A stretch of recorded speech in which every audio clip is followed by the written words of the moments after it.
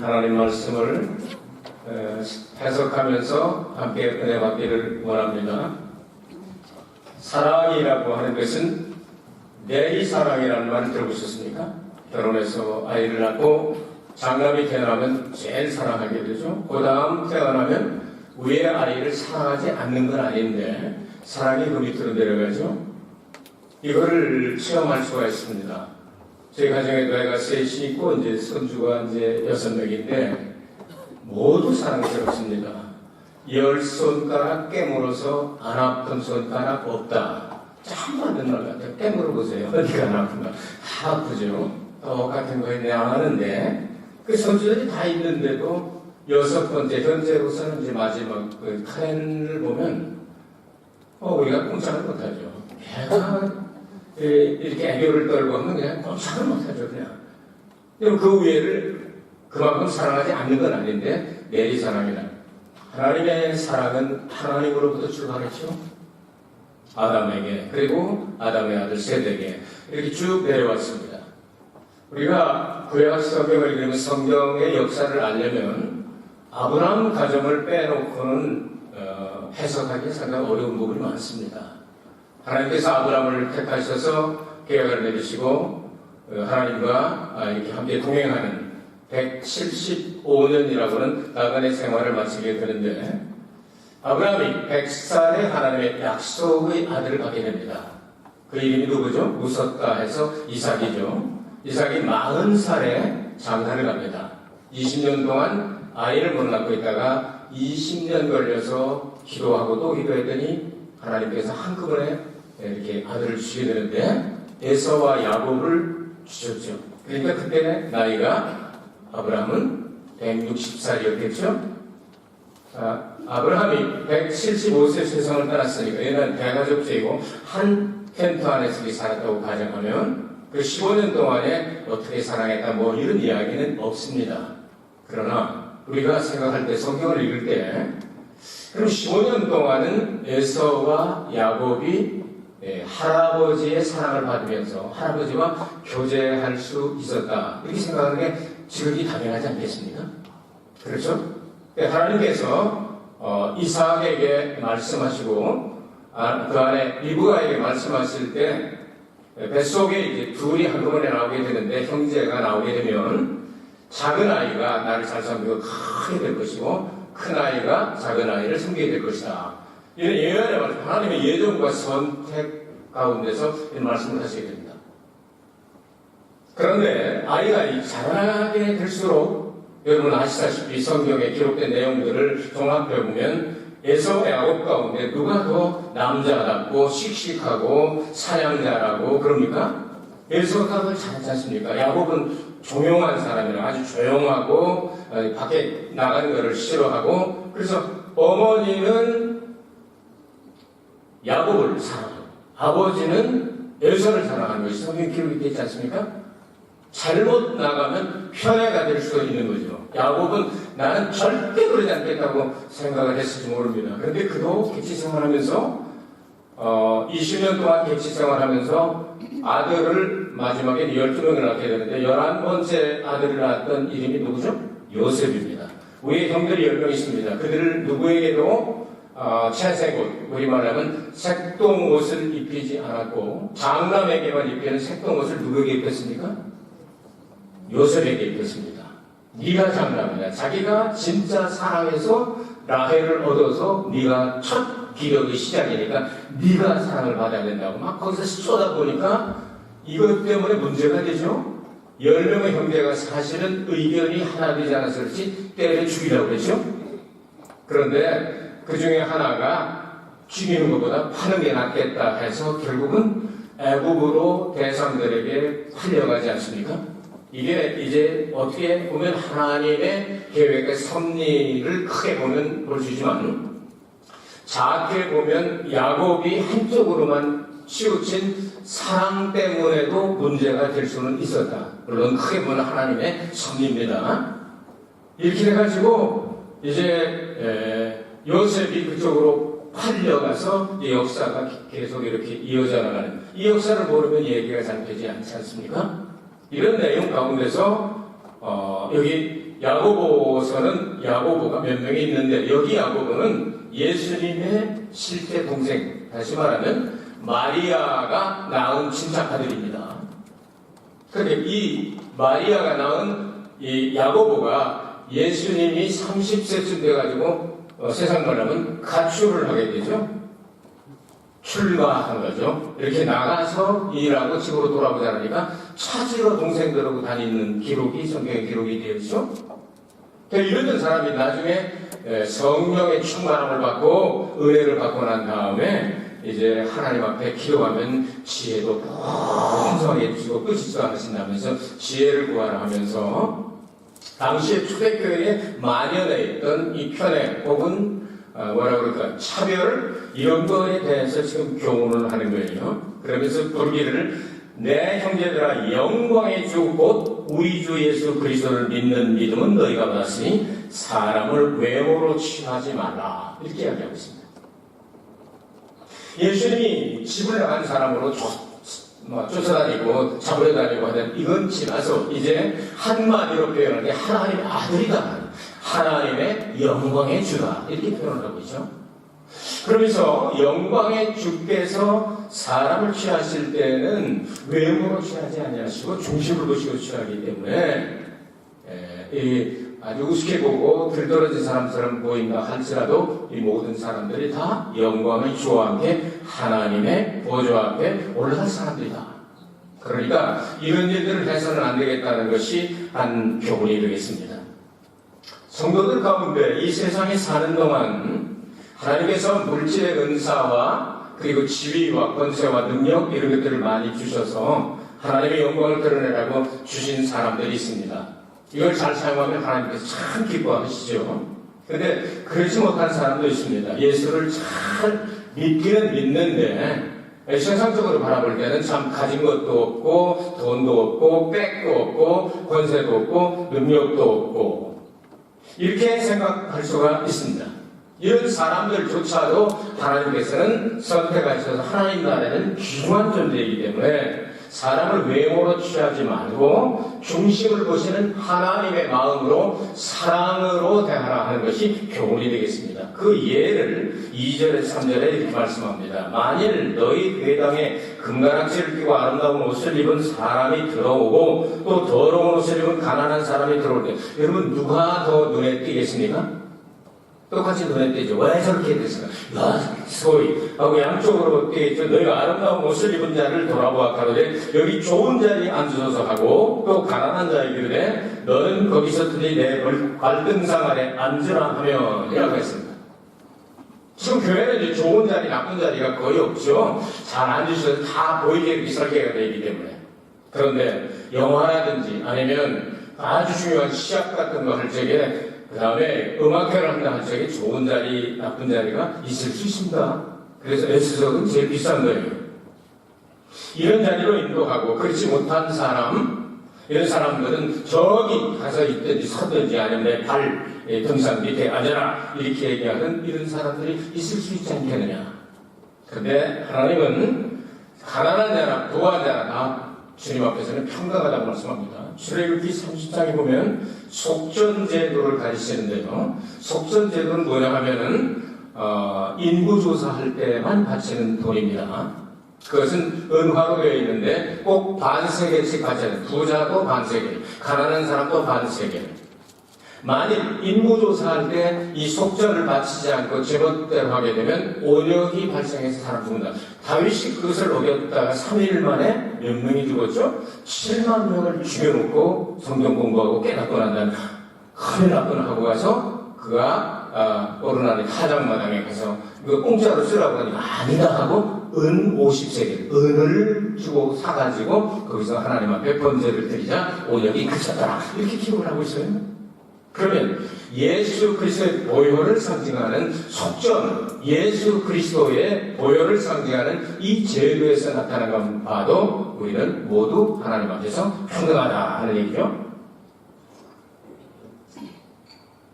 이렇게 평등하고 중요한 것을 이렇게 가난한 사람이나 부유한 사람이나 똑같이 생각하는데 하나님께서 바라보실 때는 우리가 많은 것을 가지고 있고 그리고 힘이 있어 보이고 능력이 있어 보여도 하나님 나라에서는 별로 중요하지 않게 생각되는 사람이 있을 수도 있어요. 근데 아주 가난하고 약하고 정말 세상에서는 정말 봐줄 만한 것이 아무것도 없는데 하나님 바라보실 때는 굉장히 중요하게 생각하는 사람이 있을 수 있죠. 아무렇게 되면 안 되겠죠. 예수님께서 누가복음 16장에 이런 비유를 말씀하십니다. 무슨 비유죠? 여러분 아시다시피 부자와 나사로의 이야기입니다. 부자는 부족한 것이 하나도 없습니다. 많은 사람 초청해서 잔치도 매일 잔치할 수 있는 그런 능력이 있고 돈도 있고 먹을 것도 있고 그럽니다. 그런데 거지 하나가 그곳에 가서 이제 빌어먹게 됩니다. 그래서 부자의 상에서 떨어뜨리는 거 개들이 그 건네를 핥아버리고 거기서 겨우 연병을 합니다. 두 사람이 때가 되면 다 세상을 떠났다 기록합니다. 부자도 떠나고 가난한 자도 떠나고 거지도 떠나고 다 떠난단 말입니다. 다 떠난 가운데 이제 부자가 어디로 갔느냐 하면 아브라함의 품에 있는 이 파라다이스라고 말하는 그곳이 있지 않습니까? 이곳과 또 저 밑에는 음부라고 표현된 거기 이제 그 사이에 큰 구멍이 있는데 거기서 정말 고통스러워서 부자가 그냥 물 한 방울이 없었겠습니까? 세상에 사는 동안 부어라 마셔라 많이 내걸 수 있고 그냥 뭐 여러분 요즘 말로 하면 그 뭐 진짜 엄청 비싼 것들 다 마음대로 먹을 수 있는 사람 아니야 계세요? 엄청나게 비싸게 이렇게 먹는 음식들 있지 않습니까? 이런 거 마음대로 먹던 사람이에요. 그런데 거기는 그냥 막 돌이 펄펄 끓고 덥고 목마르고 뭐 정말 죽을 지경이니까 정신이 하나도 막 혼미하고 막 그 고통이 계속 되는 거예요. 근데 저 멀리 바라보니까 자기 집에서 이렇게 개들이 핥아버리고 그다음에 떨어진 부스러기 주워먹던 한 사람. 성경은 중요한 사람은 이름을 기록합니다. 나사로라고 기록이 되어 있습니다. 부자는 이름이 없어요. 딱 보니까 아브라함의 품 안에 딱 앉아서 파라다이스에서 아주 평안을 누리고 있거든요. 아버지 아브라함이요. 그럽니다. 내가 정말 죽을 지경이니까 나한테 물 한 방울만 좀 보내줬으면 안 되겠습니다. 한 모금만 마시겠다고 말고 예? 이거 목마를 때 이거 얼마나 좋은지 몰라요. 여러분 모르시죠? 제가 설교하는데 목마르면 물을 마시지 않습니까? 정말 맛있습니다. 이때 막는 물이 한 방울만 이렇게 한 방울만 나가면 아무리 애해서 아브라함이 뭐라고 얘기하죠? 너와 나 사이에 큰 구름이 껴 있어가지고 왕래가 불가능하단다. 그러면 나는 이제 할 수 없이 이렇게 영원히 고통을 당해야 되는데 정해진 건 어쩔 수 없지만 내 형제들 5명이 지금 아직 살아있는데 나사로를 살려서 잠깐 동안 보내가지고 전도하면 그들이 틀림없이 믿을 겁니다. 우리 집 상 밑에서 이제 우리가 부어라 마셔라 할 적에 떨어지는 걸 주워먹고 개새끼들이 와가지고서 막 핥아먹거든. 그 사람이구나. 이 사람이 살아왔어 하면 틀림없이 믿을 겁니다. 그렇게 얘기를 할 때 아브라함이 뭐라고 답변하죠? 선지자와 제사장과 하나님의 성경 말씀을 통하여 전해주었거늘 믿지 않는 사람은 나사로를 살려서 보내도 안 믿게 될 거야 하고 이제 오시마이 하는 거예요. 자, 부자라고 더 중요한 건 아니었죠. 가난하다고 하나님께서 버리신 게 아니었죠. 그 중심이 중요한 겁니다. 오늘 성경 말씀은 우리에게 외모로 취하는 것을 죄라고 말씀하고 있습니다. 하나님은 사람을 외모로 취하지 아니하시고 이것은 금지됐는데 외모로 취하면 이것은 죄다 이렇게 말씀하고 있는 겁니다. 평균적으로 여러분들 오늘 성경 말씀에서 빽이 있고 권세가 있고 능력이 있고 돈이 있고 한 사람들이 가난하고 빽도 없고 아무 힘도 없는 사람보다 더 세게 나올 수 있다. 압제할 수 있고 그리고 재판하는데 끌고 갈 수도 있고 겁을 줄 수도 있고 여러 가지 좀 어려운 이 상황을 이야기하고 있습니다. 이런 게 이 초대교회 때 많이 있었단 말입니다. 그런데 가난한 사람들은 오히려 물론 가난한 사람이라 무조건 다 옳은 것은 아닙니다. 가난한 사람들이 평균적으로 내가 할 게 없으니 교회를 위해서 내가 정말 할 만한 능력도 없고 돈도 없고 뭣도 없으니까 기도해야 되겠다 하는 중요한 내용들 있죠.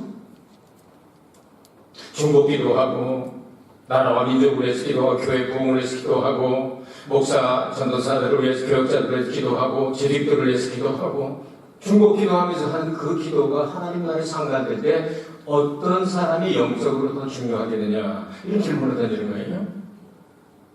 예수님께서 말씀하시기를 마음이 가난한 자는 복이 있다, 이렇게 말씀하셨고, 누가복음에서는 가난한 자가 복이 있다, 이렇게 말씀하셨습니다.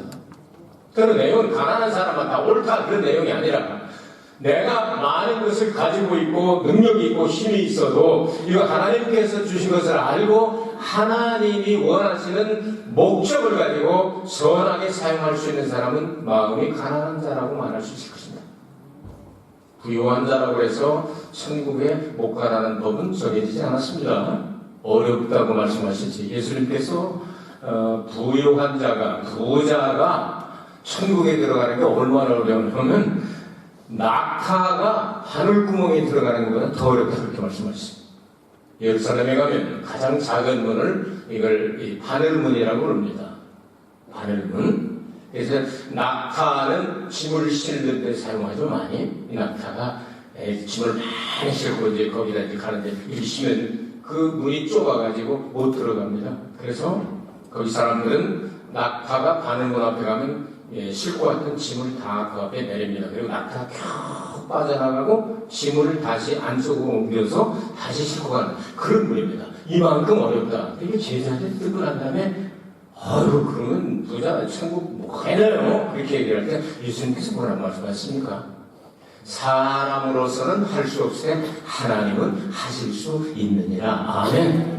여기 희망이 있는 거죠. 니고데모라든지 코넬료라든지 아리마대, 요셉이라든지 굉장한 부자들이거든요. 근데 이분들은 예수님을 영접하고 예수님을 위해서 사역하고 예수님을 쓰임받을 수 있거든요. 그러니까 이왕이면 하나님 앞에 쓰임받을 수 있다면 부자 되시기 바랍니다. 멋지게 쓰임받기를 바랍니다. 부자도 천국에 갈 수 있단 말이에요. 그런데 하나님께서 부자를 안 만들어 주시더라도 실망하지 말라는 거예요. 왜? 기도할 수 있고 겸손할 수 있고 주를 위해 일할 수 있는 길은 얼마든지 있다 이 말이죠. 그런 내용을 하는 거예요. 그것을 교회 안에서 문제를 일으키는 저희끼리 뭉쳐가지고 이 파문을 일으키게 되면 안 된다고 지금 금지하고 있는 거예요. 자, 아주 이 사람들이 바라보게 돼 외모로 취하게 돼 이제 파문을 일으키는 그런 일들을 할 수가 있습니다. 우리가 쉽게 생각하게 될 때 신문에, 텔레비전에 세계적으로 떠들썩하게 문제를 일으키는 사람들이 가끔 있습니다. 세상 사람도 그렇고 교회에 아주 큰 교회들 목사님들도 그런 사람들이 있습니다. 우리가 뭐 엄청나요.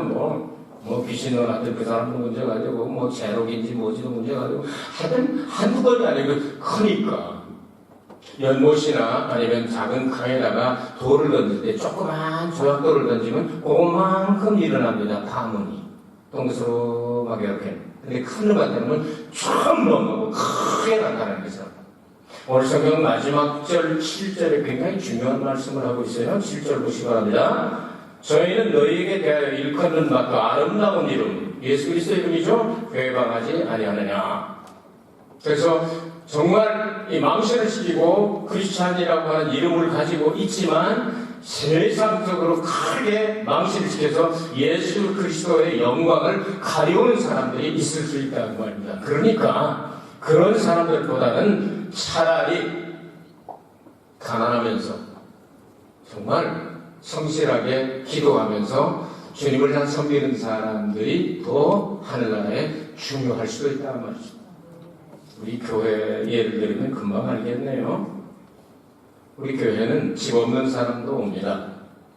그렇죠? 희망선교 교회에 나가지만 같은 교회 아닙니까? 이 한 지붕 하나 있지 않습니까? 우리가 바라보게 될 때 그래도 사정이 있어서 그렇게 된 사람들도 있을 수 있다는 말이죠. 게을러서 그렇게 된 사람도 물론 있습니다. 전체 정말 19회 때 전부 다 이거를 우리가 전부 이렇게 비판하고 그러면 안 되겠죠. 근데 참 이렇게 봐도요, 오랫동안 이제 뭐 20년 가까이 되니까 참 저 사람은 징글맞게도 변화되지 않는다는 사람이 있기는 있어요. 꼭 변화된 것 같은데 가면 때가 되면 꼭 한 번씩 그냥 일 저지르고 이러는 사람들은 왜 이렇게 변화가 안 될까 하고 속상할 때도 있지만 평균적으로 바라보게 될 때 그런 사람들을 바라볼 때 여러분 무시하거나 하나님의 마음을 가지고 사랑하는 마음을 가지고 바라보아야지. 저게 나만 못하니까 오죽하면 학교는 게 공부 안 하다니 저렇게 됐나 그냥 뭐 했나 그래서 그럴 수밖에 없는 그런 상황 가운데서 그렇게 된 사람도 있다고 말이죠. 차별하지 말자. 요즘 우리 교회가 이제 그런 차별이 없어져서 참 감사하죠. 옛날에 처음에는 좀 차별이 좀 있었잖아요. 그분들이 사용하던 이제 그릇이나 숟가락 이런 거 가지고 다 던지고 안 먹고 또 어떤 분은 이렇게 우리 처음에는 5년, 6년 동안은 예배를 같이 드렸잖아요. 어떤 분은 하나의 좀 옷을 좀 허름하게 입고 오셨는데요. 독일가 제가 여기 3층으로 있는 거예요. 자기를 홈레스로 갔다고 뿔따가 나가지고 우리 교회 떠난 사람도 있습니다. 나를 뭘로 보고 홈레스로 가는 이런 일이 있을 수도 있거든요. 지금은 그분들이 만드는 거 얼마나 맛있습니까? 우리도 잘 먹는데요. 이제는 이런 차별이 있어서는 안 되겠다는 말이죠.